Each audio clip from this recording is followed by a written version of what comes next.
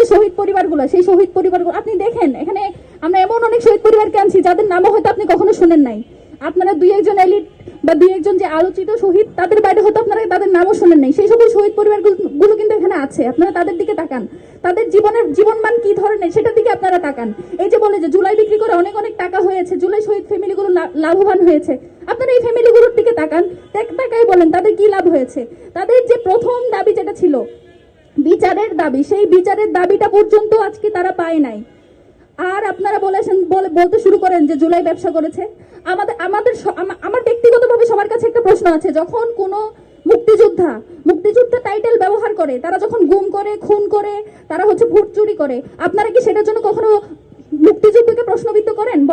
বলেন কখনো যে মুক্তিযুদ্ধ করা একটা ভুল ছিল? তাহলে এই যে এই লোকগুলো জুলাই নিয়ে কাজগুলো করলো, সেগুলোর জন্য আপনারা কেন বলেন যে জুলাই করা ভুল ছিল? আমাদের শহীদদের তো কোনো ভুল ছিল না, তারা তো দেশের অন্যায়ের জন্য দাঁড়িয়েছিল। আমাদের কোনো ভুল ছিল না, আমরা অন্যায়ের বিরুদ্ধে দাঁড়িয়েছিলাম। আমরা সেখানে সেই উদ্দেশ্য নিয়ে যাই নাই যে একদিন কেউ অ্যাডভাইজার হবো, একদিন কেউ টাকা পয়সা কামাবো, একদিন কেউ একজন কিছু টেন্ডার পাবো, সেই টেন্ডার দিয়ে কিছু টাকা পয়সা আসবে, এই উদ্দেশ্য তো আমরা কেউ যাই নাই। জুলাই কোনো ভুল ছিল, এই বয়ান আওয়ামী বয়ান, এবং এই বয়ানকে যারা এন্ডোর্স করে আমি তাদেরকে সন্দেহ করি। বলতো যে হারে সবকিছু বৃথা গেল, ফেসবুকে একটা খুবই খারাপ লাগছে, সবকিছু বৃথা গেল। দেখেছেন না আপনারা এই ধরনের স্ট্যাটাস? তারা এখন এসে হচ্ছে জুলাইয়ের বড় কান্ডারি সাজে এবং বলেছে জুলাই আমরা সামনে ছিলাম, এখন আমাদের জুলাই থেকে মন উঠে গেছে। স্পষ্ট করে বলে এরা কোনোদিন জুলাইয়ের সামনেও ছিল না, জুলাইয়ের জন্য এদের কোনো মায়া দয়াও ছিল না।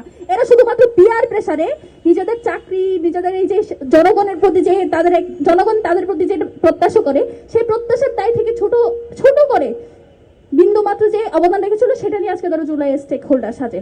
আর জুলাই সত্যিকারের যে স্টেক হোল্ডার পরিবারগুলো, এই যে শহীদ পরিবারগুলো সামনে বসে আছে, তাদের জীবনমান যেমন ছিল এখনো তেমনই আছে।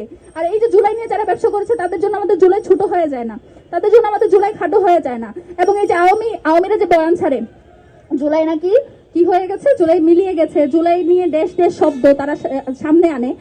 তারা আসলে মানে বলতে গেলে তারা অনেক খারাপভাবে বলতে হয়, খারাপ ভাষা আজকে ব্যবহার না করি, তাদেরকে স্পষ্টভাবে জানিয়ে রাখি। ওরা যদি ভেবে থাকে এই যে শহীদ শরীফ ওসমান হাদি ভাইকে তারা হত্যা করেছে, জুলাই নিয়ে অনেক কথা বলা, দেশের এই কথাগুলো বলবে, এজন্য হচ্ছে তাকে শেষ করে দেওয়া, আশা করি তারা তাদের ভুল দেখতে পেয়েছে। আপনারা দেখবেন জুলাই হয়ে গেছে এখন 2 বছর 3 বছর, এখনো পর্যন্ত তাদের এত কাত্রদাহ শহীদ ওসমান হাদিকে নিয়ে, জুলাইয়ের শহীদগুলোকে নিয়ে, ওরা একটা দিন কিন্তু আসলে মানে ভালো মতো দিন কাটাতে পারে না। সারাটা দিন তারা হচ্ছে ফেসবুকে এসে টন্ট করতে থাকে কেউকে। এটা থেকে এটাই প্রমাণিত হয় যে তাদেরকে আমরা যে প্রতিরোধটা গড়ে তুলেছিলাম, তাদেরকে যেভাবে আমরা পতন করে দিয়েছিলাম, সেই পতনের তাদের যে পীড়া, সেই পতনের যে ব্যথা, সেই ব্যথা এখনো তাদের কমে নাই। এবং আমরা যতদিন বেঁচে আছি, শহীদ ওসমান হাদির সহযোদ্ধারা যতদিন বেঁচে আছে, বাংলাদেশে জুলাইয়ের হয়তো অনেক শহীদ হয়ে গেছে, কিন্তু শহীদ ফ্যামিলি কিন্তু গুলোতে 2 জন 3 জন 4 জন 5 জন করে মানুষ আছে। এই মানুষগুলো যতদিন বেঁচে আছে ততদিন পর্যন্ত ওরা যাতে আর জীবনে কোনোদিন বাংলাদেশে ফিরে আসার স্বপ্নও না দেখে, স্বপ্ন তো দূরের কথা, তারা যাতে দুঃস্বপ্নও না দেখে। কারণ এই ফ্যামিলিগুলোর একটা মানুষও যদি বেঁচে থাকে, আমরা যদি একজনও বেঁচে থাকি, আমাদের যে ন্যূনতম ওরা যাতে মনে রাখে, ওরা হেলিকপ্টার থেকে যে স্নাইপার দিয়ে গুলি করেছে, শটগান দিয়ে গুলি করেছে, আমাদের উপর যে অত্যাচার করেছে, সেটার বিরুদ্ধে ওদের বিপরীতে আমাদের হাতে ছিল কিন্তু লাঠি এবং ইট দিয়ে যারা স্নাইপারের গুলিকে মোকাবেলা করতে পারে, সেই মানুষগুলো একজনও যদি থাকে, হাসিনার এই দেশে আর ফেরা কখনো সম্ভব না। যদি সে ফিরে, তাকে ফিরতে হবে ফাঁসির কাষ্টে ঝোলার জন্য।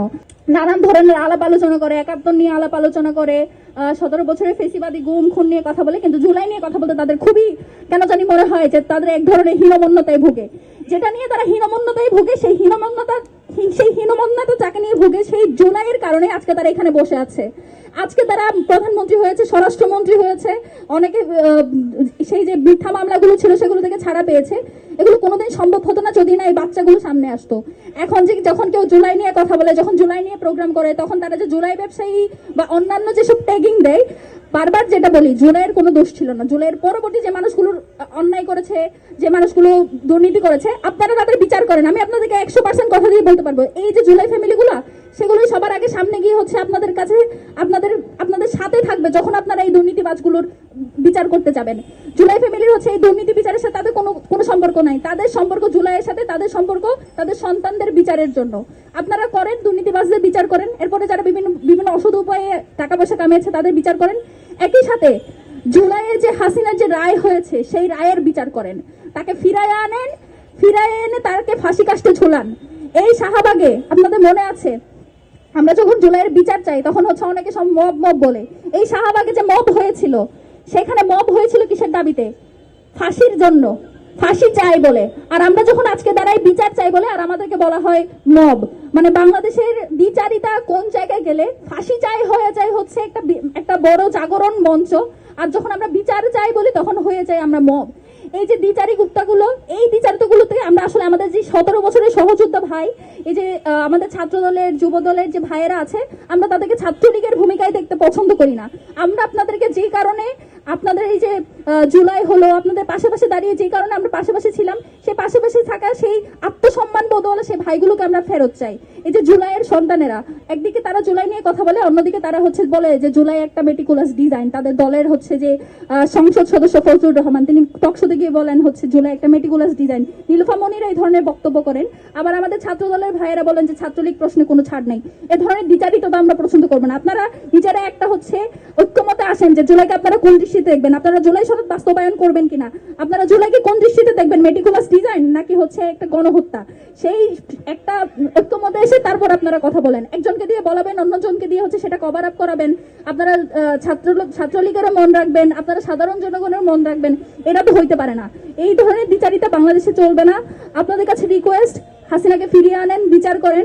শহীদ উসমান হাদি হত্যা, যে আপনারা জানেন শহীদ উসমান হাদি হত্যার সাথে পার্শ্ববর্তী একটা দেশ, সংযুক্ত 10 দেশের যে সম্পৃক্ততা, সেটা কিন্তু প্রমাণিত হয়েছে। সেই দেশের যে বিগত যে মুখ্যমন্ত্রী পশ্চিমবঙ্গের, তার বক্তব্যের মাধ্যমে এটা সুস্পষ্টভাবে প্রমাণ হয়েছে যে এই হত্যার সাথে সরাসরি ভারত জড়িত।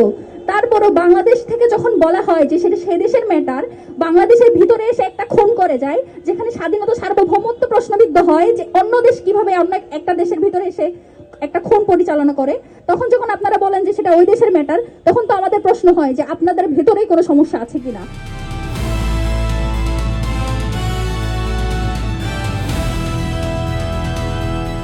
দিনাজপুর টিভি, মানুষের জীবনের কথা বলে।